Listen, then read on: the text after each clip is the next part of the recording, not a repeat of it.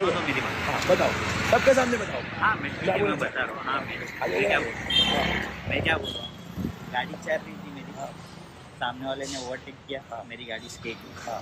State हुई, direct गाड़ी जगह टच हुई। अभी अभी गाड़ी है BMW, ठीक है, गाड़ी है BMW, और ये भैया ने मारी है इसको, ये देखो। अब इसका खर्चा कम से कम नहीं तो 1 से 1.5 लाख आएगा, और भैया बोलते हैं कि सर मैं तो हूँ गरीब आदमी, मैं भी कोई ज़्यादा अमीर आदमी नहीं हूँ।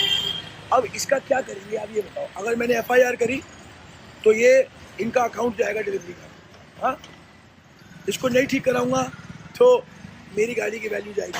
सर आप कितने दे सकते हो, आप बोल रहे हो? तो 3 अफोर्ड कर ही सकते 3-4 हो। हज़ार। हाँ, क्योंकि मेरे मम्मी का भी कैंसर का चल रहा है, एक महीने दूसरा वाला रहेंगे पता था उसको। चलो अब इतनी बड़ी बात बोल दी तो क्या ही करें, जाने देते आप। कोई अकेला है मैं, अरे चल कोई बात नहीं, अकेला ही काम गाड़ी करने ठीक वालों है, का। अरे कोई बात नहीं, इसके लिए मैं भागा नहीं। अरे चल चल।